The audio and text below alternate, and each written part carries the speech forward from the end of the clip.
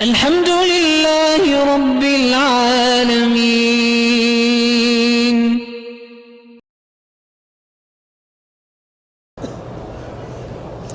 قبرستان میں جب جنازہ لے جاتے ہیں تو اونچی آواز سے کلمہ پڑھنا بالکل بدعت ہے. اپنے ماں باپ کے نام پہ عمرہ بالکل کر سکتے ہیں. طواف ہمیشہ 7 چکر کا ہوتا ہے. 7 طواف نہیں ہوتے، 7 چکر کا ایک طواف ہوتا ہے. ہمارے بریلوی بھائی مسجدوں میں لاؤڈ سپیکر پہ مسجدوں کا چندہ مانگتے ہیں. آخر میں مسجدیں تو بنانی ہے نا. اگر وہ چندہ صحیح لگائیں تو چندہ کرنا تو منع نہیں ہے، چندہ کھا جانا منع ہے.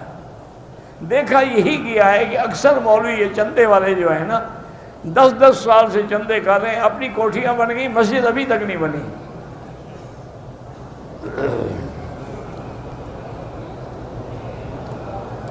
میت کو گھر سے اٹھاتے وقت 2 سپارے پڑے جاتے ہیں، بالکل بدعت ہے. میلاد جوش خروش سے منایا جاتا ہے لیکن بدعت ہے. میلاد میں غبارے اور جھنڈیاں لگائی سب بدعت ہے. ایمان سے کہو حضور کو یہ جھنڈیاں پسند تھیں، یہ غبارے پسند ہیں. اللہ کے نبی اسی لیے آئے تھے کہ تمہیں غبارے لگانا سکھائیں. کچھ تو خوف خدا کیا کرو. تم نقل کر رہے ہو انگریزوں کی جو کرسمس مناتے ہیں کہ اس میں وہ لائٹنگ کرتے ہیں اور غبارے لگاتے ہیں اور کیا کیا کرتے ہیں.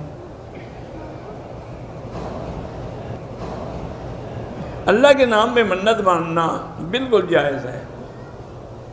11ویں بدعت ہے. حضور کے نام پہ انگوٹھے چومنا بالکل بدعت ہے.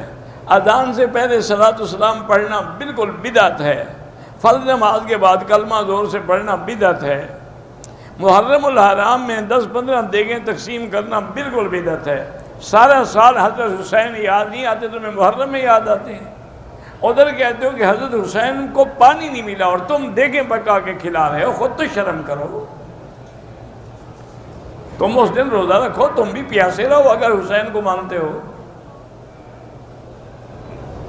یا علی مدد، علی مشکل کشا، یا غوث پاک، یہ شرک ہے. معمولی گناہ نہیں، شرک ہے. مشکل کشا اللہ کی ذات ہے. اگر ہمارا استاد شرک بدعت کا عقیدہ رکھتا ہے اس کے پیچھے نماز نہیں ہوتی. اللہ کے علاوہ نبی کو عالم الغیب کہا جاتا ہے. کوئی بھی عالم الغیب نہیں کہتا. کوئی کہتا ہے تو اس کو علم نہیں ہے. سارے قرآن حدیث میں دیکھیں کسی جگہ علم غیب ما سوا اللہ کے نہیں استعمال ہوا. اگر لفظ آئے ہیں تو اظہار عن الغیب، اطلاع علی الغیب، خبر اللہ دے دیں کسی غیب کی، وہ الگ بات ہے. لیکن علم غیب اللہ کا خاصہ ہے.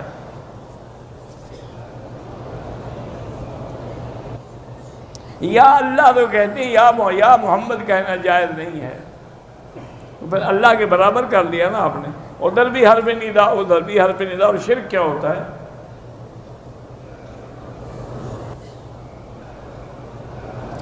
زمزم کے پانی میں کفن کو دھو کے لے جائیں، حکم کوئی نہیں ہے. اگر کوئی کرتا ہے تو ٹھیک ہے، تبرک ہے.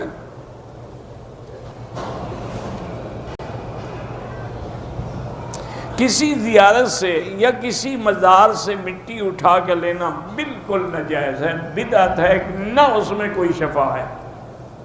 یہ پتہ نہیں ان کو تکلیف کیوں. بھی خود تو وہ مر گئے ہیں اور تمہارے لیے ان کی مٹی میں شفا ہے. عجیب بات نہیں ہوگی.